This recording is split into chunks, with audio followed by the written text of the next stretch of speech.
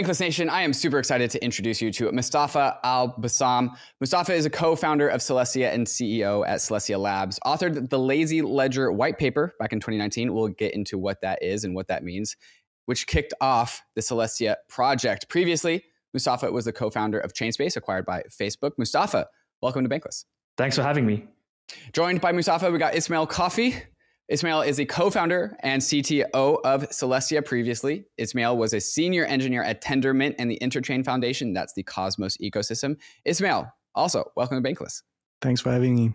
Guys, there has been a bunch of energy around the Celestia ecosystem as of recently due to the token launch, putting the Celestia token on the map. So in this episode, I want to explore just the contours of what Celestia is, what its thesis is for the future of crypto, and what its role is for the crypto ecosystem. So let's just start at the very high level. And Mustafa, I'll throw this one to you. What's Celestia? Celestia is a modular data availability network that scales with a number of users on the network. And what that does is that it makes it very easy for anyone to launch their own blockchains and rollups while having not to pay high data fees. Okay, so this is in the modular thesis of the crypto space, and there's been a ton of just like arguing and debating on crypto Twitter as to like what the future of crypto looks like, especially when it comes to scale. So does Celestia have like an opinion about what the future of crypto looks like, and how does it fit inside of that own internal thesis? Yeah, so Celestia was started in 2019 around the thesis that blockchains should not be responsible, or layer one blockchains should not be responsible for computation and execution. Basically, the original Rollup Centric Ethereum thesis. The idea that not every single application has to share the same chain, and not every single application has to be executed by everyone on the same chain. And instead, you can separate consensus and execution, and instead you do execution off chain in rollups. And that's the opinion, that's the kind of original thesis that Celestia had. And this was an entire year before Ethereum kind of switched to a rollup centric thesis. I started Lazy Ledger to kind of like try to figure out how we can rework blockchains from the ground up and create a system where the base layer is only responsible for consensus and data availability. Ismail, maybe you can take this and run with it. What does it mean for a blockchain to only be up for consensus and data availability? When we talk about the modular thesis, what are we pulling apart here?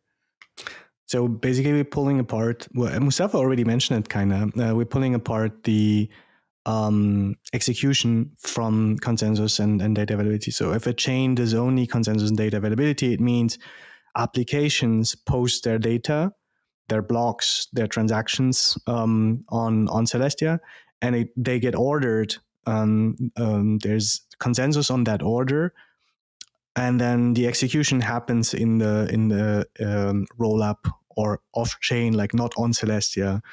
So that's basically what's been pulled apart. Mm-hmm. Mustafa, you brought up the Lazy Ledger paper. Can you explain the significance of that, and what does Lazy Ledger even mean? Yeah, so it's called Lazy Ledger because it's a blockchain that is lazy in the sense that it doesn't do any computation or execution. It's just a blockchain where you just dump arbitrary data into it. So it just kind of acts as a lazy or like dumb data availability layer.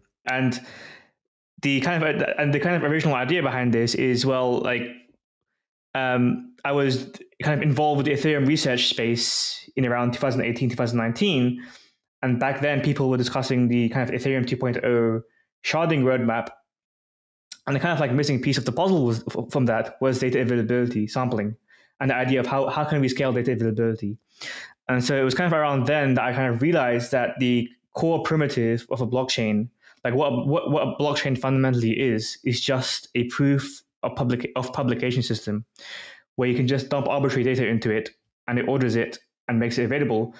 And once you have that and scale that very well, that unlocks a lot of power and scale for developers to build their own computation environments and applications on top of it using rollups. Ismail, what were you going to add to that? Yeah, I just wanted to add that lazy is a very common term in like CS, like in computer science or programming. And doesn't only mean that it's just lazy and I think Mustafa used the word dumb. In the sense, it's also like it's actually optimized because it lazily does the execution only where it's needed, right? Like it's not this world computer model where everyone executes everything, like all the transactions, but it's optimized in the sense that the transactions only get executed exactly where it's necessary. So this thesis from Celestia about just being a modular blockchain and B, being focused on rollups, aka like supporting more blockchains, is very harmonious and synergistic with the Ethereum thesis. So Ismail, maybe you can explain a little bit about like what would you say is Celestia's relationship to Ethereum? I think it's very like it could be very symbiotic in the sense that Celestia could also be used as a building block for Ethereum, like Validiums or layer 2s, in the sense that people or like developers who want to launch like a layer 2 currently have the choice to post call data directly on Ethereum, which is very like expensive. I mean, it's great for censorship resistance, but it's like not really practical and way too expensive. And the alternative to that is you have a data availability committee, which is rather centralized, right? So, and Celestia is that like sweet spot between that, because now you can have an Ethereum application or an Ethereum layer 2, and you post your data additionally on, or not additionally, you post your data on Celestia and use that for data availability. So I think that might enable new applications that are currently unfeasible or not practical on Ethereum through Celestia. We have this project called Blob Stream that also posts attestations onto Ethereum, data attestations onto Ethereum. So that makes it very could make it very symbiotic, in my opinion. What's the property that Celestia has that Ethereum doesn't have that you're saying is potentially unlocking like new use cases or new applications? Oh, that data ordering and data availability is really cheap. Okay, that's so we're talking about fees, transaction fees. Yeah, exactly. Yeah, so like the initial block size, and it's not that it could be symbiotic. It is very symbiotic because the initial block size for Celestia is something like 20 times higher than EIP 4844 as well. And I think this will add a lot of value to Ethereum as well, because in order to have, even with the EIP 4844, in order to have a lot of applications that are practical, you need off-chain data availability, especially for these gaming chains that don't need as secure or as high security as on-chain Ethereum data has. And I should also mention, for example, EIP 4844 only supports 3 blobs per block, and whereas Celestia doesn't have a limit to how many data blobs per block. And what does this mean practically? So we've discussed like the technical benefits of modular blockchains, but one of the theses that Celestia has for why modular blockchains are important is this idea of application-specific blockchains. So on Ethereum right now, you have like a few big rollups, like you have Arbitrum Run, you have Optimism Mainchain, and so on and so forth. But my original kind of thesis for Celestia was that we should have many rollups.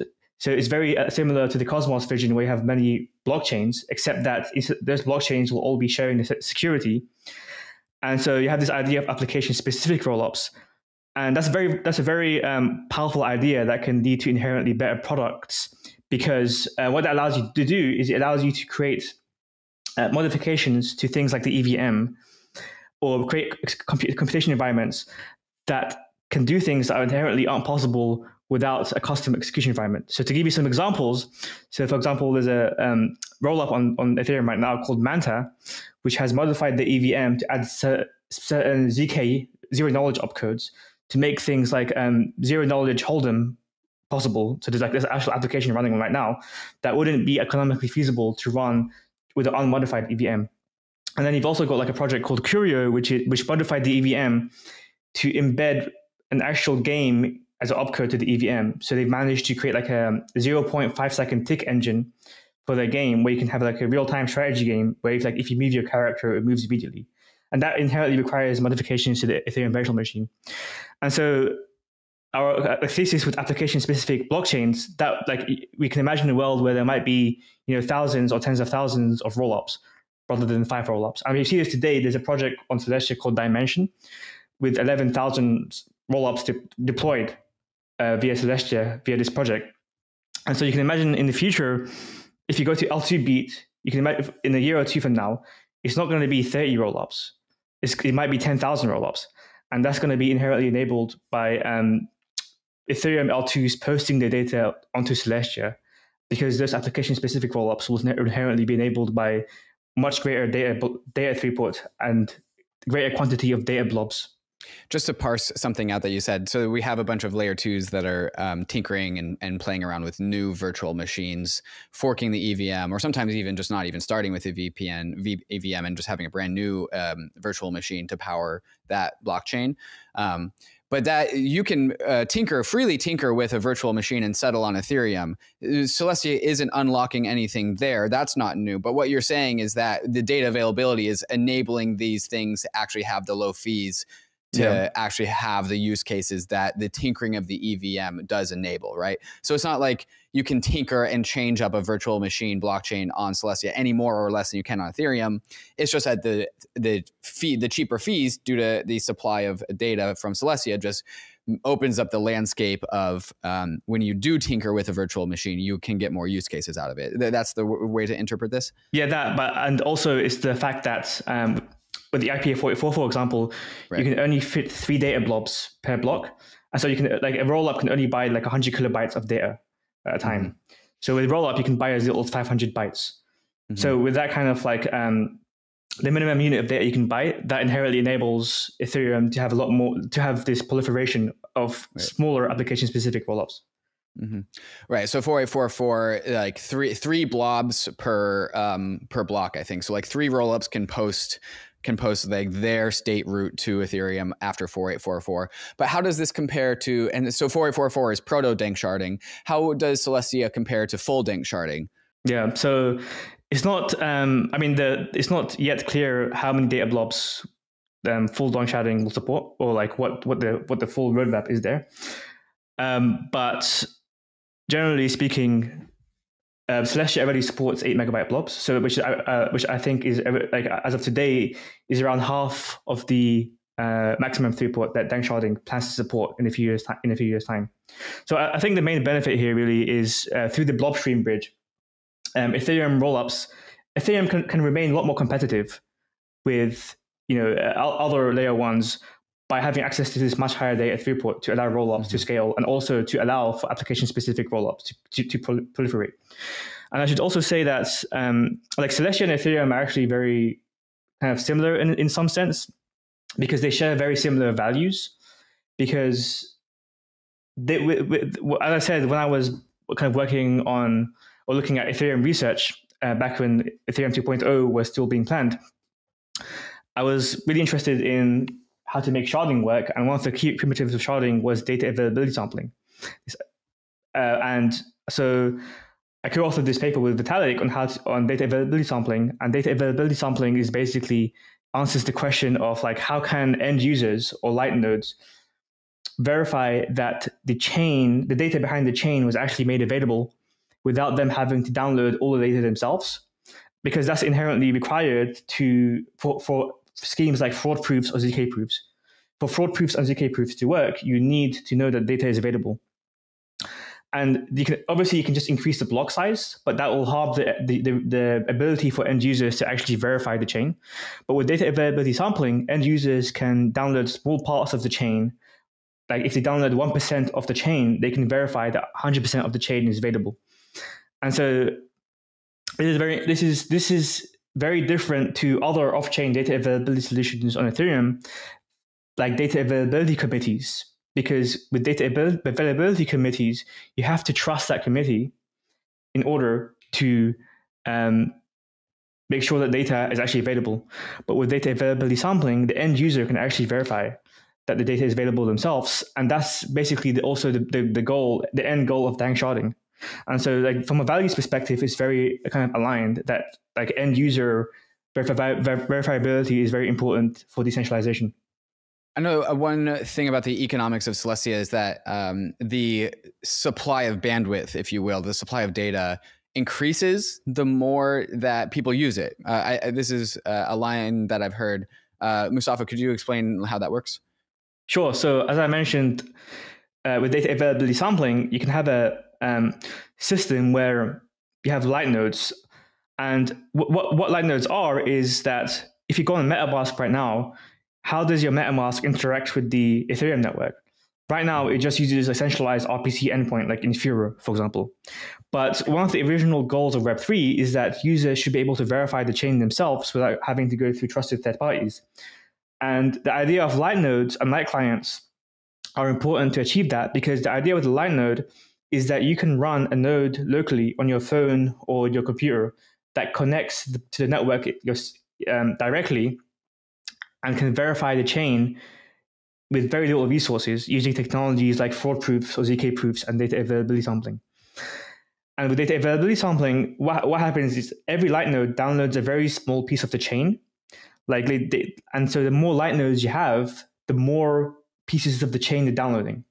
And so the more pieces of the chain they're downloading, the bigger block sizes you can have while allowing the light nodes to verify the chain. Because the property is that as long as you have enough light nodes downloading enough of the chain to collectively, such that they can collectively reconstruct the block themselves, then you can increase the block size. Sure. So yeah, the idea is that the more people that are verifying smaller pieces of the whole entire Celestia system, the larger the whole entire Celestia system can be, while having assurances that the whole system is being checked by the collective set of light nodes out there. Is that how? Yeah, exactly. And this is kind of like a very differentiating point between Ethereum and Celestia and Solana, because people complain about, Solana claims to do very high throughput, but it's got very high validator requirements. Like you need like 256 gigabytes of RAM to run a validator. And there's no way as an end user to easily or cheaply verify that the validators are doing the job correctly. And that's why like the Ethereum community kind of like pushes back against that rhetoric. Well, you can increase the block size, for example, but that would just mean having to increase the resources required to run a full node. But with light nodes, the idea is that you can increase the resources for full nodes without harming the ability for end users to actually verify that chain, because they can use technologies like fraud proofs and data availability sampling. And this was also described. This was also described in Vitalik's Endgame post. Yes, yeah, I remember that. We'll link that post in the show notes. Ismail, I think I'll turn this one back to you. In the Ethereum rollup landscape, we have all of these different like rollup chain development kits or stacks. Like the OP stack is a big one, of course. Polygon, when they're subnet or supernets, and basically they call them the CDK. Does Celestia have something like this? So we're working internally on something called Rollkit, which is also a development kit. It's like a drop-in replacement for Tendermint, or Commit BFT, how it's called today. And that enables any ABCI compatible application, which is basically any Cosmos flavorish chain to be deployed on top of Celestia. But it's not even limited to Celestia. It's like general purpose development kit or infrastructure as you want. And you could also use it for Avail or other data availability layers.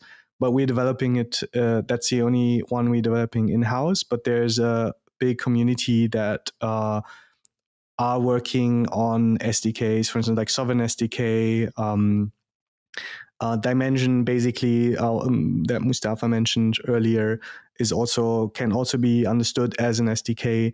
And we're also working with we have a fork of the OP stack, and we would like that to be like merged upstream, such that you could also use OP stack off the shelf to deploy on Celestia as well. Mm-hmm. So when we talk about using like a chain development kit like Rollkit and to deploy rollups on Celestia, that sounds exactly what like a lot of the layer 2s are doing on Ethereum. Is it really that simple of a comparison, or are there differences that we should understand? I mean, Rollkit specifically is a bit different in the sense that it is like it requires the application on top to adhere to a specific interface, right?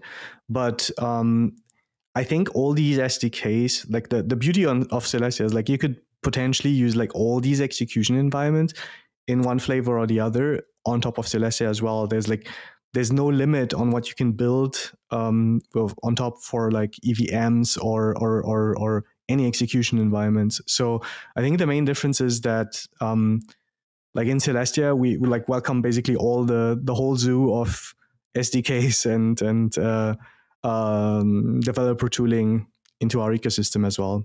So where would Celestia get the assets, for example? Like, so deploying a layer 2 on Ethereum, you instantly tap into the market cap of ETH. Like, you get to have USDC and DAI transfer in. You get any of the tokens. So what's the same? Like, where does Celestia get some of the just economic power from?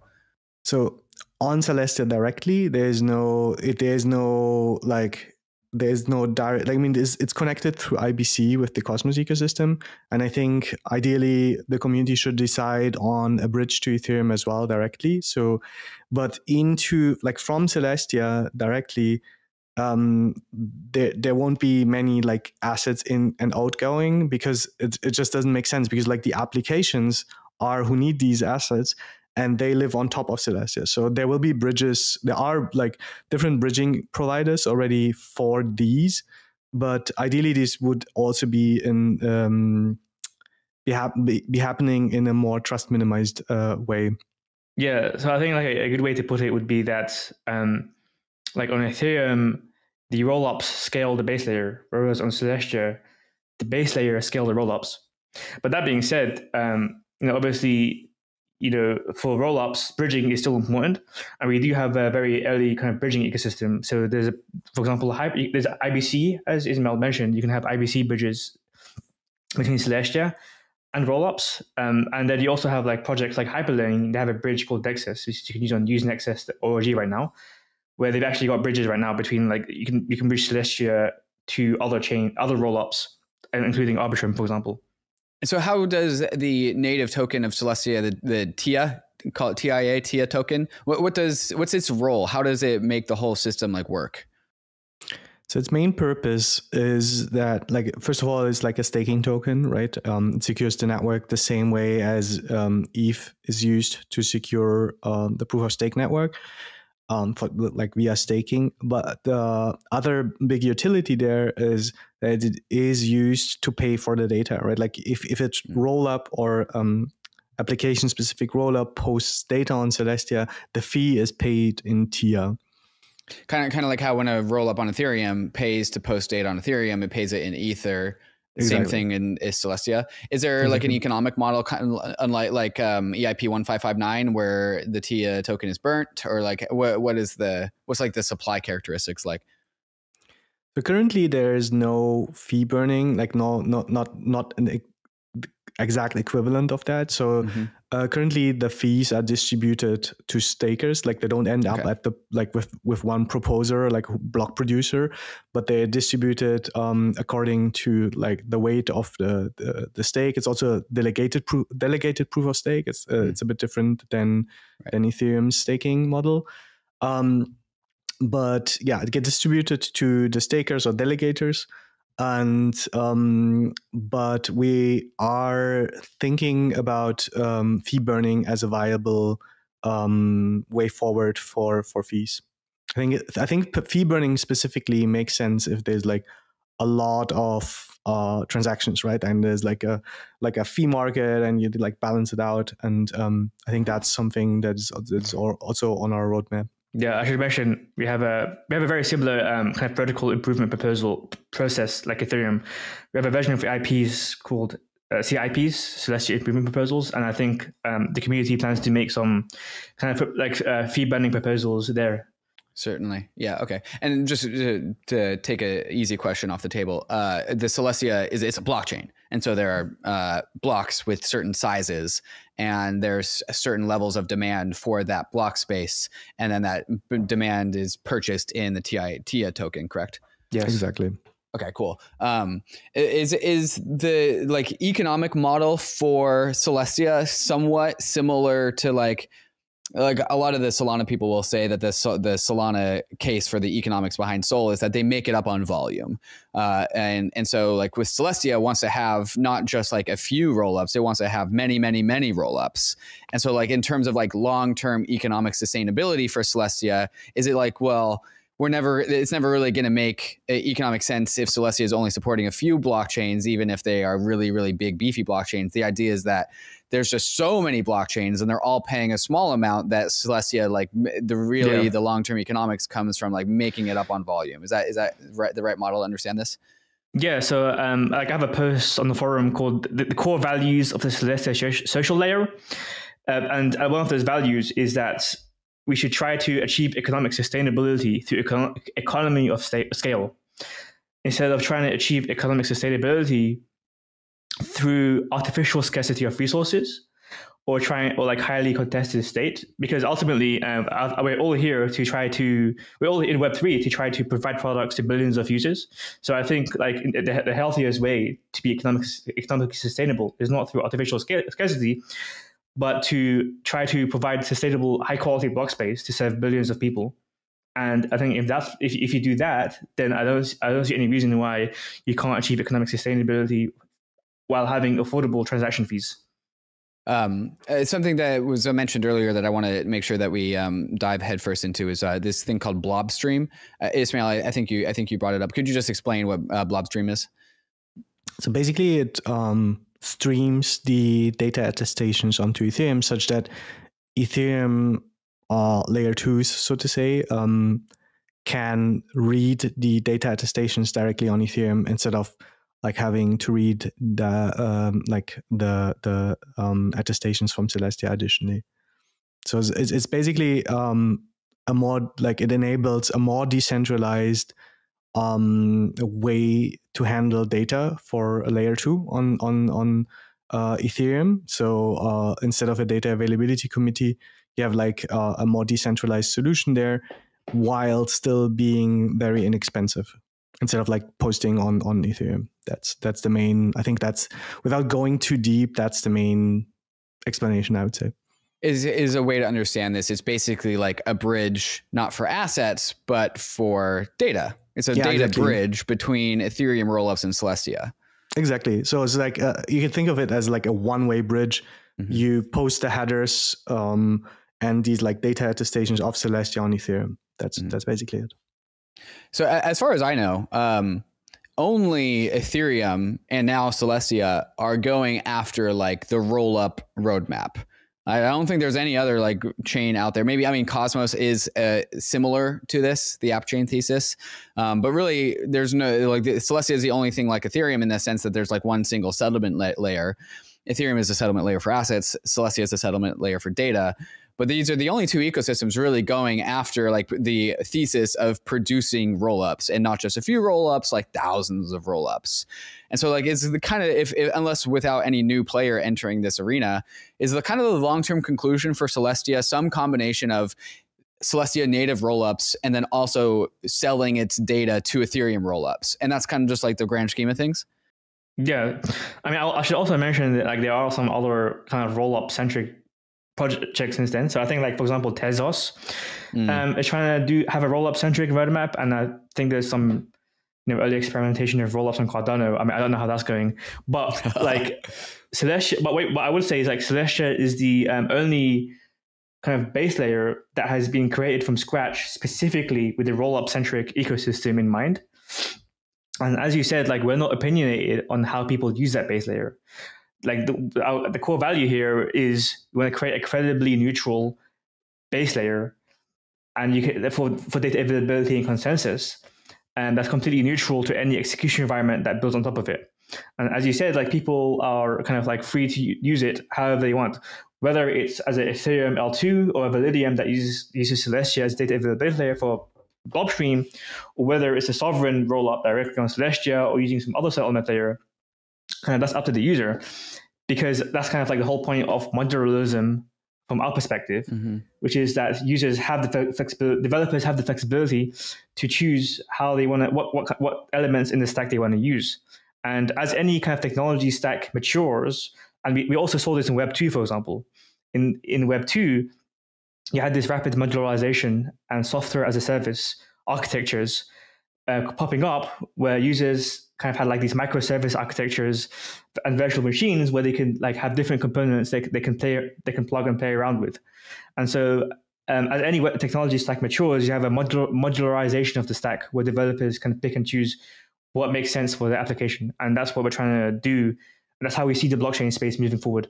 So what are some projects that people can find on Celestia? What are some of the earliest projects that have committed to the Celestia ecosystem? What are they up to? What's just like the landscape of Celestia projects look like?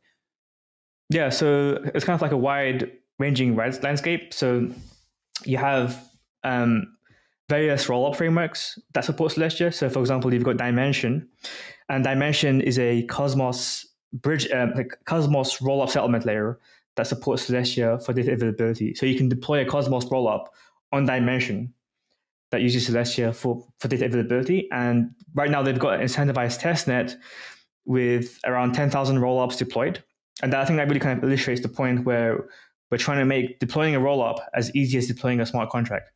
And if you go to the portal, there's various kind of applications you can play around with deployed on there, like gaming and NFT applications. And then there's also support for Arbitrum rollups and OP stack rollups.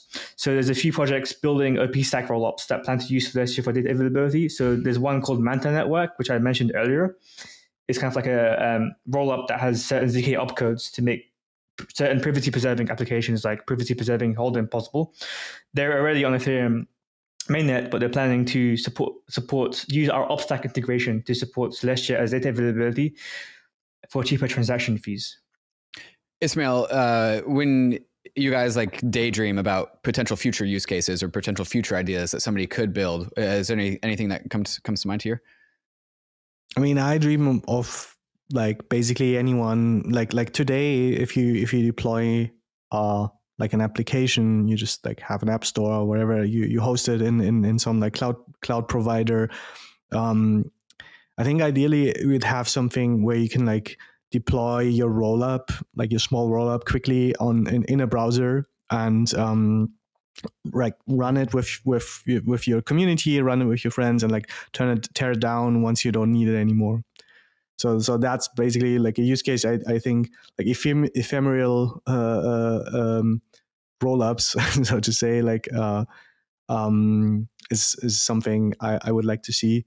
And maybe something like I think it's been a dream since like, I don't know, early Ethereum days or even before, like have a social network on top of a chain.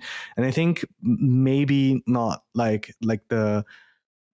not all the whole application and all the data needs to live on Celestia or on chain, but I think to some extent having an alternative, like a social network alternative on chain, or like a Web3 native social network, I think that would be really cool. And I think, yeah, Celestia enables applications like these as well. And so I personally think the killer use case for crypto is still payments, kind of like going back to the roots of crypto. So like Bitcoin was a peer-to-peer cash system, but like why hasn't that happened yet? And I think for consumer applications like rollups, as I said, like to me the most important thing about rollups is to create a better product.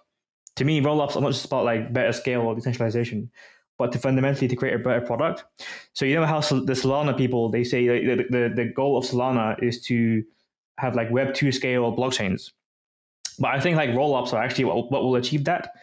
And I had a tweet about this the other day, but you can imagine like if you had a rollup sequencer, with a rollup, you can, for example, like let's say PayPal wanted to become a rollup or compete with USDC or create some kind of stable coin, they could easily kind of like make PayPal on chain by making it a rollup, and that sequencer would basically the rollup would give people a Web 2 like experience without even knowing they're interacting with a blockchain, because the sequencer with the rollup sequencer you can get faster finality times than the base layer or any kind of consensus algorithm.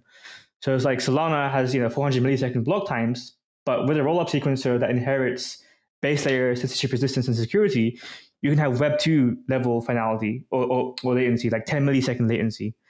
And I think, and the fact that they can use their own execution environment means that they're not limited to kind of like having to work their system around how the EVM works. So to me, that's kind of like the real beauty of rollups, that you can literally just, in the future, you'll literally get like any Web2 application, give it Web3 guarantees, and the experience will be completely indistinguishable from using Web2. Well, guys, I've learned quite a lot going down this Celestia rabbit hole. There's a motto, a line apparently that is in the Celestia ecosystem, and that I'll ask you guys to explain as we close this one out. What does it mean to have 1 gigabyte blocks, 1 billion light nodes, and 1 million rollups? Can you just explain this vision, please?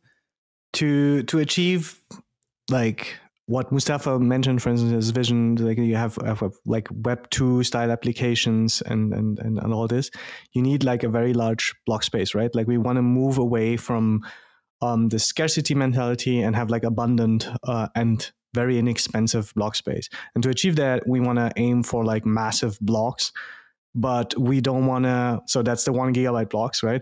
But we don't want to sacrifice decentralization and the verifiability of the chain. That's why light nodes are essential part of our vision. And we want 1 billion light nodes, basically like light nodes running on your fridge and like on all machines everywhere, on your phone, in your browser.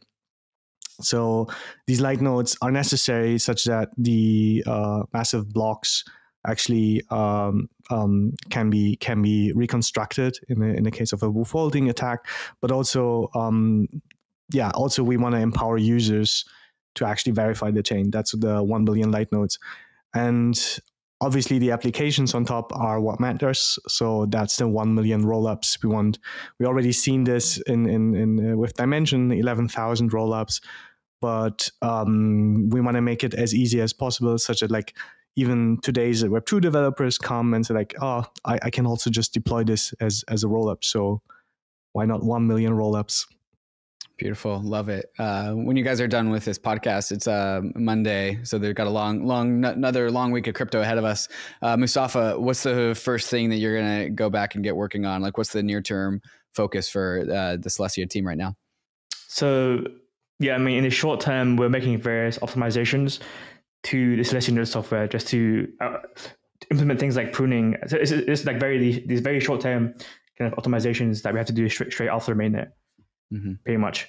Like nothing. Kind of like short term is very boring. Like these kind of like technical depth, but that will enable the groundwork to have things like 1 gigabyte blocks. And then what about the long term? What's kind of the big landmarks ahead for the Celestia project? 1 gigabyte blocks, 1 billion light nodes, and 1 million rollups. Awesome, guys. Well, if listeners are curious and they want to learn more, where should I send them? Yeah, Celestia.org. There's lots of material on there, and also material on how modular blockchains work as well on celestia.org/learn. Awesome. We'll get all of those links in the show notes. Mustafa, Ismail, thank you so much for guiding us down the Celestia rabbit hole, and good luck. Congratulations on getting this project out there and seeing the light of day. And I too am very much aligned with the whole idea of 1 million rollups. So let's get it done. Thanks for coming on the show today. Awesome. Thank you. Thanks a lot. Cheers, guys. Bankless Nation, you know the deal. Crypto is risky. DeFi is risky. New chains are always risky. You can lose what you put in, but we are headed west. This is the frontier. It's not for everyone, but we are glad you are with us on the Bankless journey. Thanks a lot.